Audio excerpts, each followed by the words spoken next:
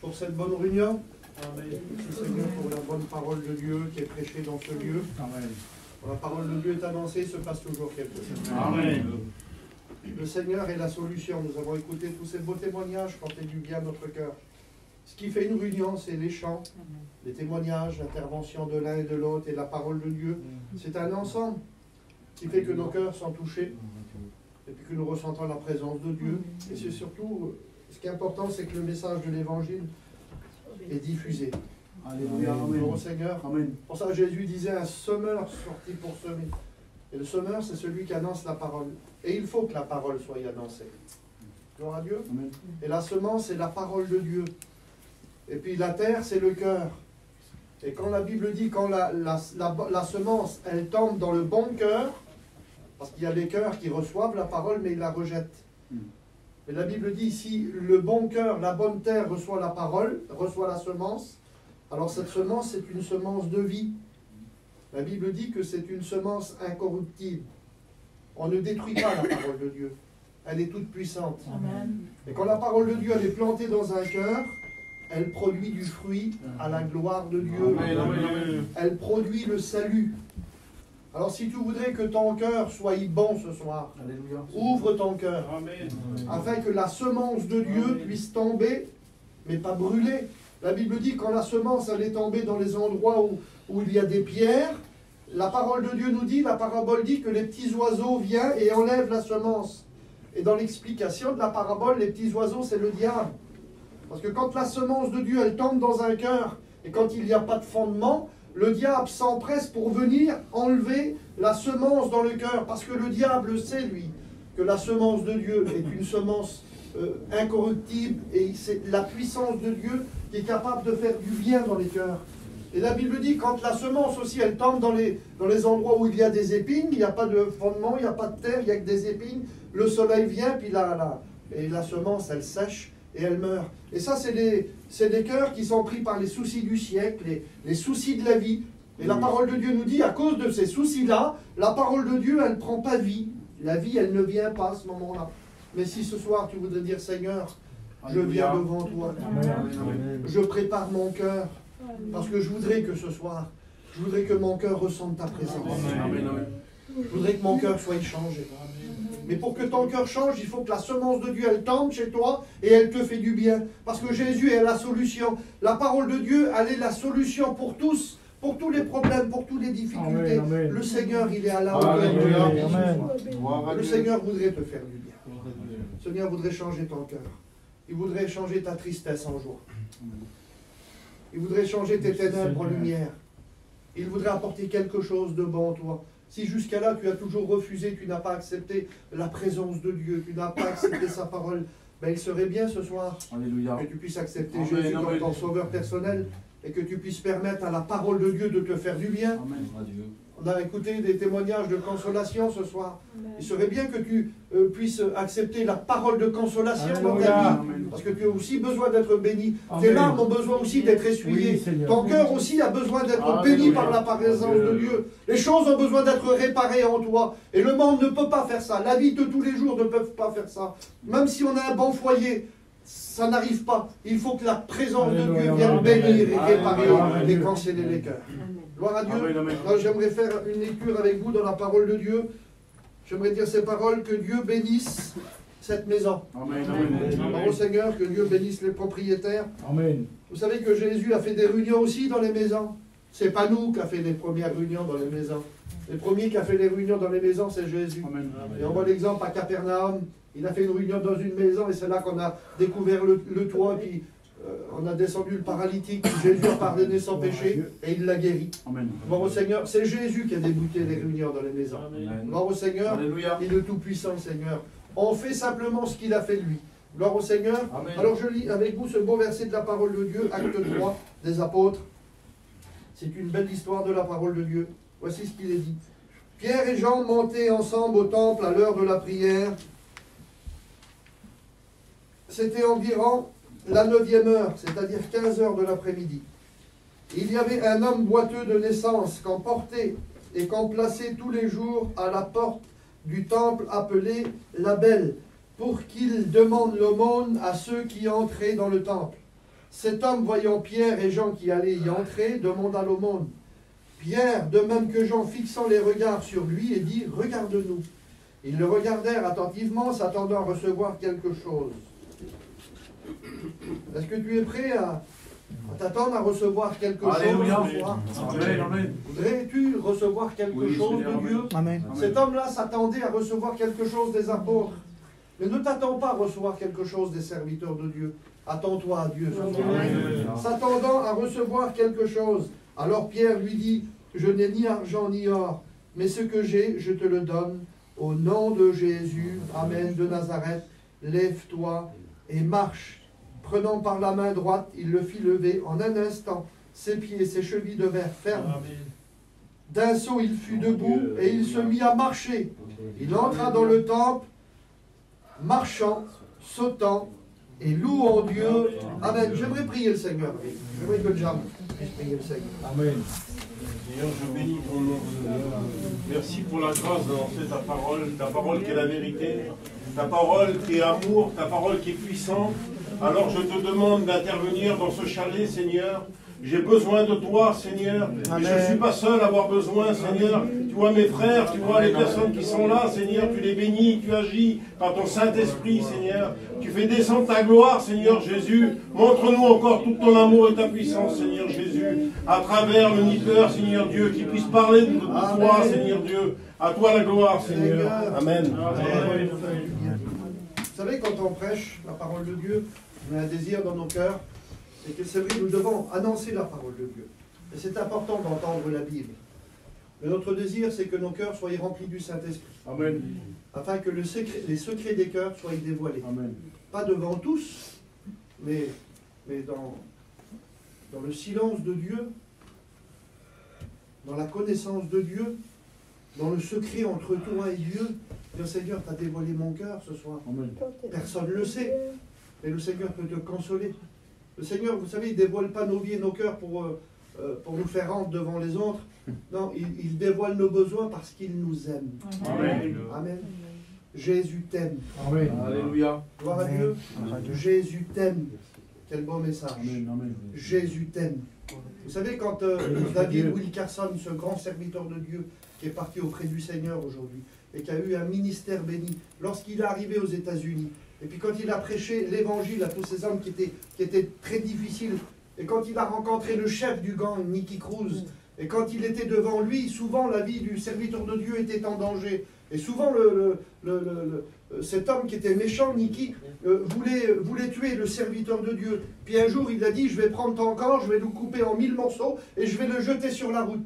Et cet homme était rempli du Saint-Esprit. Il a dit, Nicky, même si tu coupes mon corps en 1000 morceaux, même si tu les répands sur le trottoir, il dit, chaque morceau de mon corps te diront Jésus. Amen. Amen. Et là, nous sommes devant l'amour de Dieu. Et cet homme, devant cet grand amour, il n'a pas pu faire autrement que de donner son cœur à Dieu. Il s'est converti et c'est devenu un serviteur de Dieu. Il a fait vraiment beaucoup de travail. À travers ses ministères, les âmes se sont données au Seigneur avec un mot, Jésus t'aime. Amen. Amen. Alors au Seigneur, la qualité n'est pas dans le grand message. La qualité et la puissance du Seigneur se résument dans son amour. Gloire à Dieu.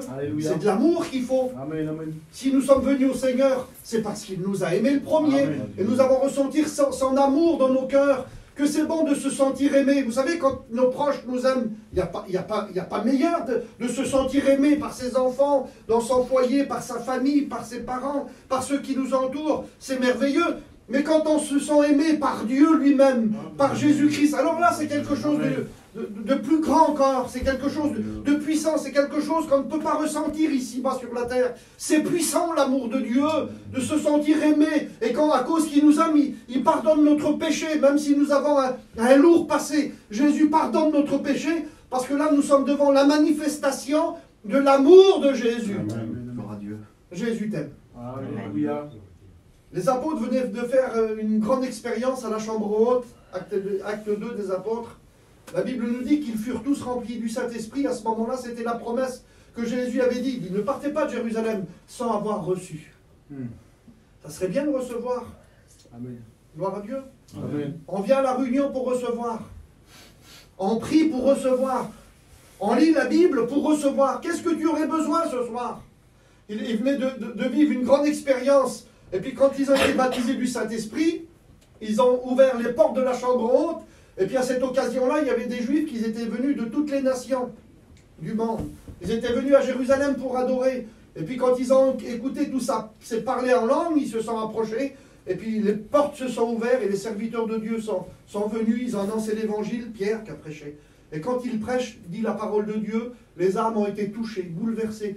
Et puis là, ils ont pris une décision. Parce que ce qui fait prendre une décision à un homme ou une femme, c'est la parole de Dieu. Parce qu'on le dit souvent, la parole de Dieu, c'est pas un bourrage de crâne, vous avez bien compris. Parce que devant Pierre, là, il y avait des Juifs pieux qui venaient à Jérusalem pour la fête. Ils venaient pour adorer. Ils lisaient l'Ancien Testament. Ils avaient la connaissance. Chaque année, ils descendaient à Jérusalem pour faire cette fête-là.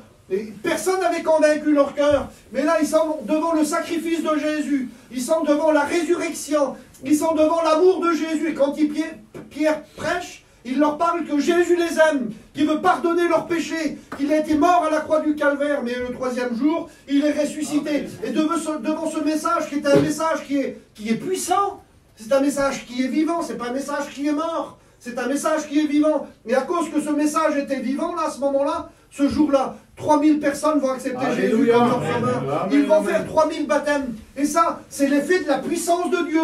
C'est pour vous dire une chose, avec un mot de Jésus, les cœurs, les situations peuvent se transformer. Il change le mal en bien. Des fois, nous, on voit que les ténèbres, on voit plus de solutions. Mais quand Jésus parle, alors là, tout s'éclaire. Alors là, les solutions arrivent. J'aimerais vous dire que les solutions se trouvent en Jésus. La bénédiction se trouve en Jésus. Amen. La consolation se trouve en Jésus. La réparation des cœurs brisés se trouve en Jésus. C'est pour ça que Jésus disait, l'Esprit du Seigneur est sur moi parce qu'il m'a oint pour guérir les cœurs brisés. Amen. Ce qui n'est pas réparable, ce que les hommes ne peuvent pas reconstituer, ce que les hommes ne peuvent pas réparer, Jésus peut le faire. Amen. Et là, 3000 baptêmes se fait, et puis là, il y a une évangélisation terrible. Il y a un grand réveil qui se fait à Jérusalem. Les âmes se donnaient par milliers.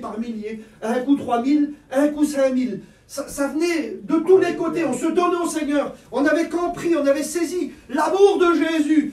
Et puis la parole de Dieu nous dit qu'une après-midi, c'était l'heure de la prière. Il était 3 heures. Et puis voilà que Pierre et Jean, ils ont monté dans le temple à Jérusalem. C'était l'heure de la prière. Ils sont venus là pour prier. Et puis pendant qu'ils étaient là, il y avait un homme particulier. Cet homme, il avait à peu près 40 ans, ce n'était pas un petit enfant. Il avait environ 40 ans. La Bible dit qu'il était boiteux de naissance. Et la Bible nous dit que chaque jour on le portait, donc c'était un homme infirme. Parce que la Bible dit qu'on le portait. Quand on porte quelqu'un, c'est qu'il est infirme. Il ne pouvait pas marcher de lui-même. Il ne pouvait pas fonctionner par lui-même. Il avait besoin toujours des autres.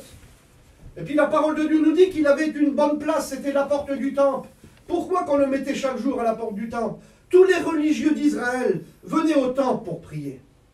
Et quand ils avaient fini la prière, ils ressortaient du temple, et quand on sortait du temple, on passait par cette porte-là, et puis pour être vu, les hommes religieux faisaient ça, surtout les pharisiens, pour être vus des autres, quand ils voyaient un malheureux, quand ils voyaient quelqu'un qui demandait l'aumône, alors ils donnaient beaucoup d'argent. Il faisait ça pour être vu des autres. Alors lui là, il avait une très très bonne place. Parce que tous les jours, à l'heure de la prière, quand la prière se terminait, quand toutes les portes du temple s'ouvraient, et quand les hommes religieux sortaient là, et c'est là, à ce moment-là, qu'ils gagnaient beaucoup d'argent. Et je m'étonne, moi, je me suis toujours étonné. Pourtant, cet homme a vu Jésus. Jésus, souvent, est rentré dans le temple. Et puis cet homme-là, il avait 40 ans. Il y avait longtemps qu'il était dans le temple. Il a vu Jésus, mais il était toujours dans la même position. Jésus est rentré par cette porte. Il a passé par cette porte. Cet homme a vu Jésus, et certainement que Jésus l'a vu aussi, lui. Mais là, Jésus est mort, il est ressuscité, il est parti au ciel. Lui, il est toujours à la même endroit, puis il a toujours son problème, il a toujours son souci, comme si que quelqu'un l'empêchait de venir à Jésus, où il y avait dans son cœur un refus total, parce que tout le monde voulait être guéri par Jésus. Ceux qui avaient des maladies quand Jésus passait, et qui, même s'il ne passait pas à côté d'eux, ils se jetaient sur lui. Quand vous lisez les évangiles, vous le verrez. On se jetait sur Jésus, vous voyez, comme si on se jette dans l'eau. Les hommes se jetaient sur Jésus pour le toucher, parce que tous ceux qui le touchaient, ils étaient guéris. Mais on voit cette histoire-là, un homme qui est à la porte du temple, qu'il est malade, qu'il est boiteux de naissance, il est porté tous les jours, il voit Jésus, puis lui, il ne demande pas la guérison. Et des fois, c'est ce qui se passe. C'est vrai, Seigneur. Il y en a qui souffrent. Il y a de la souffrance dans le cœur pour dire, il vivait sa souffrance, cet homme-là. Il ne pouvait pas marcher. Il ne pouvait pas être comme les autres. Il avait appris à vivre avec ça sans problème. Amen. Il avait appris à vivre avec sa misère. N'apprenez pas à vivre avec votre misère. N'apprenez pas à vivre avec vos problèmes. N'apprenez pas à vivre avec votre tristesse. N'apprenez pas à vivre avec vos angoisses en disant, ben moi je suis comme ça, je suis né sur une mauvaise étoile, je suis comme ça et je ne changerai pas. N'apprenez pas à vivre comme ça. Mais lui, il apprenait à vivre comme ça. Et sa place, il ne voulait pas être guéri, lui. Parce que s'il était guéri, c'était fini cette place. Il n'avait plus rien à faire ici. Alors lui, il ne demande pas la guérison, il ne demande rien. Ce qu'il veut, c'est sa place. Ce qu'il veut, c'est demander le monde. Ce qu'il veut, lui, c'est gagner des choses. Mais ça ne pourvoit pas à son vrai besoin. Je ne sais pas quel il est ton vrai besoin. Mais tout ce que tu peux faire, tout ce qui t'entoure, ne pourra pas répondre à ton vrai besoin. Le seul qui peut répondre à ton besoin, il s'appelle Jésus. Mais il avait appris tout ça, il avait appris. Puis quand le matin, on venait le chercher, le soir, on le reprenait. Et puis c'était son quotidien. Mais il n'avait pas compris que le Seigneur avait prévu quelque chose de meilleur pour lui. J'aimerais te dire que Jésus a pour toi quelque chose de meilleur. Amen. Jésus a pour toi quelque chose de bon. Amen. Voudrais-tu quelque chose de bon? Voudrais-tu la bénédiction? Voudrais-tu que tes yeux s'ouvrent en disant, Seigneur, est-ce que tu as quelque chose de meilleur de ce que je suis en train de vivre aujourd'hui? Est-ce que tu as quelque chose de bon pour moi? Ben, j'aimerais te dire que oui, quelque chose de meilleur est pour toi. Amen. Jésus a préparé pour toi quelque chose de bon. Mais la parole de Dieu nous dit quand Pierre et Jean approchent de cet homme-là, et puis voilà que cet homme-là, il avait un petit peu l'habitude, voyez, il voyait les hommes religieux, mais devant lui, il n'y avait pas des hommes religieux, il y avait des hommes de Dieu. Amen. Amen. Ce jour-là, il ne demandait pas l'aumône à des Lévites. Il ne demandait pas l'aumône à des pharisiens, c'était un parti religieux. Mais là, il ne connaissait pas lui, mais c'est deux hommes de Dieu qui arrivent devant lui. Et quand il les voit arriver, dire certainement, tiens, avec ces deux-là, ça va aller aujourd'hui, avec ces deux-là. Et la parole de Dieu nous dit qu'il était convaincant, cet homme. Quand ils ont vu Pierre et Jean, là, il a fixé les yeux sur lui. Il connaissait les bons clients. Il avait l'œil, cet homme-là. Il connaissait les choses. Et puis, mais il ne s'attendait pas à ce que Dieu avait préparé pour lui. Peut-être que la réunion a commencé pour toi. Et tu ne t'attends pas à ce que Dieu est capable de te bénir de cette façon-là. Alors même si tu ne t'attends pas ce soir, le Seigneur est capable de te bénir. Parce que j'aimerais vous dire que cet homme, il n'a jamais demandé la guérison. Et il l'a reçu. Il n'a jamais demandé la bénédiction. Et il l'a reçu. Parce que des fois, on peut rentrer dans la réunion, on ne demande rien. Et d'un seul coup, le ciel s'ouvre sur nos vies. Il est dit dans la parole de Dieu, j'ai exaucé ceux qui ne demandaient rien. Et là, nous sommes devant une preuve vivante qu'un homme, il n'a rien demandé. Et quand il est là, il dit, fixant les yeux sur Pierre et Jean, il dit, s'attendant à recevoir quelque chose. Mais il s'attendait à recevoir des sous, lui, de l'argent. Mais pas la guérison. Et la parole de Dieu nous dit que Pierre et Jean l'ont fixé. Ils ont dit ces paroles sur lui. Nous n'avons ni argent, ni or à te donner. Ah, certainement qu'il a eu une réflexion. Quelle déception qu'il a dû avoir dans son cœur. Comment des hommes religieux, des hommes qui partent à la prière, je suis habitué, moi, de voir des hommes dans la prière et qui me donnent de l'argent. Mais eux, ils venaient pas pour prier pour l'apparence. Ils n'étaient pas là pour se montrer. Amen. Ils priaient parce qu'ils aimaient Dieu, parce qu'ils aimaient la relation avec Dieu. Et là, ils l'ont fixé aussi, lui. Il veut dire, voilà, nous n'avons ni or, ni argent à te donner. On n'a rien, on n'a pas de tout cela. Mais il dit, ce que nous avons, nous te le donnons. Amen. La solution pour toi, il l'a dit tout à l'heure dans le cantique, il a dit, au nom de Jésus-Christ. Alléluia. Amen. Il dit, lève-toi et marche. Et ça, c'était différent. C'était ça la bénédiction. Pourtant, il n'a rien demandé, il n'a pas proclamé la guérison, il n'a rien demandé. Il voulait que sa place, et sa place le suffisait. Son problème le suffisait. Il avait oublié ses misères, il avait oublié ses problèmes. La Bible dit qu'il le prit par la main droite et ils le firent lever. Mais cet homme-là, aussitôt qu'il se lève, il ressent la guérison dans son corps. La Bible nous dit qu'à ce moment-là, tout va changer. J'aimerais vous dire que la bénédiction de Dieu, tout change. Amen. Amen. Avec sa bénédiction, tout change. Amen. À sa lumière, tout s'éclaircit. Son amour, tout devient possible. Amen. Son amour fait de nous un homme nouveau. Et là, nous sommes devant un homme nouveau qui ne demande plus l'aumône, sa place ne lui intéresse plus. La parole de Dieu nous dit qu'il se mit à sauter. Amen. Il sent la guérison dans son corps. Il va faire une chose qu'il n'a jamais fait, marcher. Alléluia. Amen. Il serait bon ce soir de faire des choses que tu n'as jamais fait. Tu n'as jamais prié, tu n'as jamais demandé à Dieu d'un cœur sincère. Fais-le ce soir. Amen. Commence à faire des choses que tu n'as jamais fait en Dieu. Alors la parole de Dieu nous dit que à ce moment-là, il saute. Il sent que c'est bon, il sent que ça tient, il sent que c'est solide. Je voudrais vous dire, ce que Dieu met dans un cœur, ça tient. Amen. Gloire à Dieu. Amen. Ce que Dieu met dans un cœur, c'est solide. Même s'il y a des épreuves, même s'il y a des difficultés, quand il y a le Seigneur dans un cœur, ça tient. Amen. C'est semblable à cette maison qui est bâtie sur le sable, dit la parole de Dieu. Un homme, il a bâti sa maison, mais il l'a bâtie sur le sable. Il n'a pas pris soin de bâtir sa vie en Christ. La Bible dit que la tempête est venue et la ruine de cette maison a été grande. Et on voit un deuxième homme qui a bâti sa maison, mais il a creusé, gloire au Seigneur. Il a fait un fondement. Et puis sur ce fondement, il a bâti sa maison. Il a mis son foyer à l'intérieur. Mais la Bible nous dit que le vent aussi a soufflé. J'aime vous dire que même si nous sommes chrétiens, le vent souffle. Les tempêtes soufflent.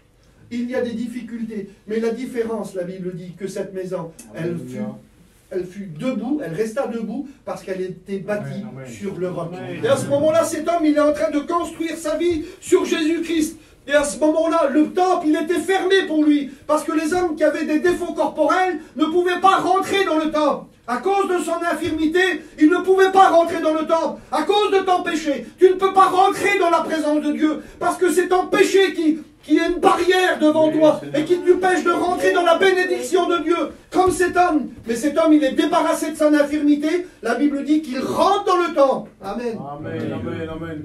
Une fois qu'il est libéré, il peut rentrer dans la présence de Dieu. Avec le péché, on ne peut pas rentrer dans la présence de Dieu. Le péché ne peut pas être en communion avec la sainteté. Parce que la sainteté, c'est Jésus-Christ. Et quand on est chargé de péché, on ne peut pas rentrer dans sa présence. Parce que la Bible dit que Dieu n'exauce pas le pécheur. Mais quand le pécheur demande pardon à Dieu, alors à ce moment-là, son péché est ôté, il est purifié. Et là, à ce moment-là, il peut rentrer dans la présence de Dieu. Amen. Et c'est ce qu'il faudrait que tu fasses ce soir. Que tu puisses être libéré des chaînes qui t'accablent, le péché qui t'emprisonne, qui t'empêche de rentrer dans la présence de Dieu. C'est Ésaïe qui va dire cela. C'est le Seigneur, par le prophète, va dire ces paroles. Ce qui met une séparation entre vous et moi, c'est votre péché. Parce que le péché met une séparation entre Dieu et nous. Mais si nous sommes débarrassés du péché, alors à ce moment-là, tu peux réellement connaître le Fils de Dieu tel qu'il doit être connu. Amen. Gloire à Dieu. Amen. Et cet homme rentre dans la présence de Dieu. Il ne pense plus à sa place, c'est terminé. Il ne demande plus l'aumône, c'est terminé. Il a rencontré Jésus. Ça serait bien ce soir Amen. que tu puisses rencontrer Jésus. Ça serait bien ce soir Amen. que tu rentres dans le temple spirituel. Amen. Ça serait bien ce soir que tu rentres dans la présence de Dieu et que Dieu te fasse beaucoup de bien. Jésus fasse beaucoup de bien. Il serait bon ce soir que tu te débarrasses de ton infirmité spirituelle. Dire Seigneur, je veux rentrer dans ta présence. Toi, les choses qui m'empêchent de rentrer en toi, rentrer dans ta communion. Vous savez que la Bible dit que nous sommes le temple du Saint-Esprit. Mais Jésus aussi, lui, il est représenté dans la parole de Dieu comme le temple, parce que Jésus, il a dit, cette parole, il dit, au milieu de vous, il y a beaucoup plus grand que le temple. Amen.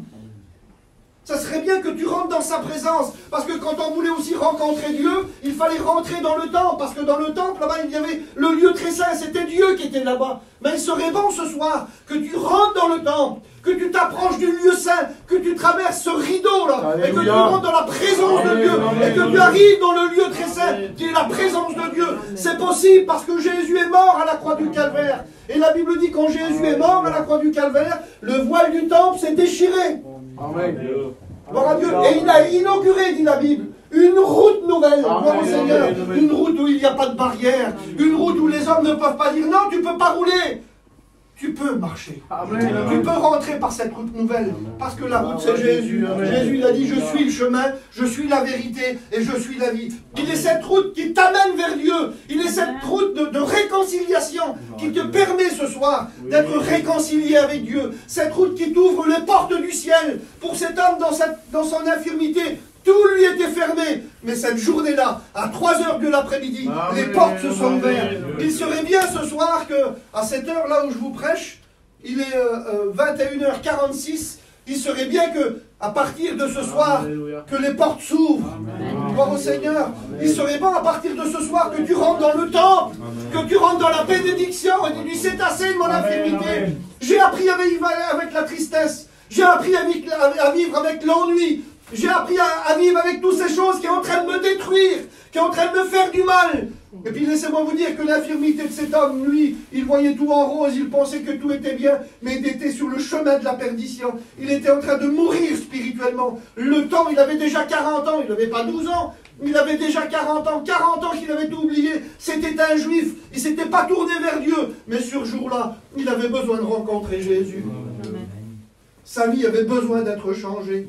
Sa vie avait besoin d'être bouleversée. Laissez-moi vous dire, pour rester en Dieu et pour rentrer dans le temple, il faut que notre vie soit bouleversée. Il faut que notre vie soit changée. Le Seigneur ne travaille pas avec une vie reconstituée, vous savez. Le Seigneur ne travaille pas avec une vie améliorée. Dieu, tiens, je fais mes efforts, mais tu vois, non, c'est pas tes efforts que le Seigneur veut. Il veut transformer ta vie et ton cœur. Il veut faire de toi une nouvelle créature. La Bible dit que si le Christ vous a franchi, si le Christ te libère, affranchir veut dire, c'est comme si que, tiens, je t'affranchis, je te libère. Quand il y avait un esclave avant dans l'Ancien Testament, il était esclave de celui qui l'avait acheté au marché, mais lui, là, celui qui l'avait acheté au marché, le propriétaire de l'esclave, il avait le droit et la liberté et le pouvoir de le rendre libre. Et s'il enlevait ses chaînes, et s'il enlevait ses anneaux qui montraient que cet homme était un esclave, cet homme pouvait partir libre, il pouvait aller où il voulait. J'aimerais vous dire, comme nous ne sommes pas à Dieu, nous sommes esclaves du diable et du péché, mais Jésus-Christ, qui a le pouvoir de te libérer, de te rendre libre, de dire, oh, tu veux maintenant, mais dans la présence de Dieu, bien sûr, pas dans le monde, mais dans la présence de Dieu. Si le Christ vous a franchi, lui, il peut te libérer à ce moment-là. Tu pourras vivre une vraie liberté. Tu te crois libre, mais tu es en prison spirituelle. Le geôlier de Philippe, il se croyait libre, mais il vivait. Il dormait dans une prison, à quelques mètres dans une prison. Il pensait être libre, lui, mais il était dans la prison. Il a fallu qu'il envoie le serviteur de Dieu, l'apôtre Paul, pour le trouver dans sa misère, dans son péché. Lui aussi, il n'avait rien demandé. Et le Seigneur est venu vers lui. Et c'est à ce moment-là qu'il a dit qu'il faut-il que je fasse pour être sauvé, parce qu'il y a eu une action de Dieu. Il serait bon ce soir que l'action de Dieu te pousse à la repentance, te pousse à découvrir et à comprendre quel amour, avec quel amour Dieu t'aime, avec quelle patience Dieu t'aime. Il te le dit encore ce soir. C'est aujourd'hui le jour du salut. Mais si le Seigneur nous prête vie, il te dira encore demain matin ou dans la nuit. Je t'aime, je veux te sauver, je veux te pardonner, je veux le meilleur pour toi, je veux te reconstruire. Je ne veux pas t'améliorer, mais je veux te reconstruire. Amen. Il veut mettre en toi quelque chose de neuf, quelque chose de spirituel. Il veut reconstruire ta vie, mais avec du nouveau, pas avec de l'ancien, vous savez, pas avec du vieux matériel. Alléluia. Mais il veut reconstruire ta vie. On appelle ça la régénération. Et la régénération, c'est pas je reconstruis sur du vieux. Non, je mets tout à neuf. Amen. Gloire au Seigneur. Je mets de la joie. Je mets de l'amour. Je mets de l'espérance. Je mets un lendemain pour toi. Parce que quand on n'est pas à Christ, il n'y a pas de lendemain. Mais quand on est à Christ, il y a un lendemain. Et le lendemain, c'est le ciel. Amen, amen. Le lendemain, c'est l'espérance pour les enfants de Dieu. Notre avenir est dans les mains de Dieu. Notre avenir n'est pas ici-bas sur la terre. Notre avenir, elle est dans les mains de Dieu. Alléluia. Alors c'est pour ça ce soir qu'il serait bon de tout ton cœur, dire Seigneur, fais quelque chose pour moi. Seigneur, j'ai appris à vivre avec mon angoisse, avec mon désespoir. J'ai pas la paix, j'ai pas la joie, j'ai rien de tout ça, Seigneur. Mais j'apprends à vivre avec ça. Seigneur, je veux que tu m'en débarrasses ce soir. Le Seigneur a quelque chose de meilleur pour toi. Il a quelque chose de mieux. Il voudrait se faire connaître à ta vie. Le Seigneur voudrait te bénir. Et il voudrait te faire du bien. Et ce miracle a fait un bouleversement à Jérusalem. Parce que tous les chefs religieux venaient. À cause de ça, on a mis les serviteurs de Dieu en prison. On les a relâchés. On est venu vers cet homme, dit c'est réellement toi, tu as été guéri. La Bible dit qu'on ne pouvait pas nier ce miracle. J'aimerais vous dire. Alléluia. J'aimerais vous dire. Il y a des miracles qu'on ne peut pas nier. C'est vrai, amen. Et même si on ne connaît pas la présence de Dieu. même si on est athée, même si on croit en rien, mais il y a des miracles que ceux qui ne connaissent pas Dieu, ils sont obligés de le confirmer. Et la parole de Dieu nous dit que tous les chefs religieux qui étaient contre les apôtres, qui étaient contre l'œuvre de Jésus, contre la résurrection, il dit on est obligé, on ne peut pas nier que cet homme était malade. Amen. Et il fut guéri. Amen, amen. Et ça, c'est le grand miracle du Seigneur. Et j'aimerais te dire, et je termine, que Dieu en toi, il veut faire un miracle. Amen. Alléluia. Le Seigneur voudrait te bénir. Je veux que l'on courbe les francs.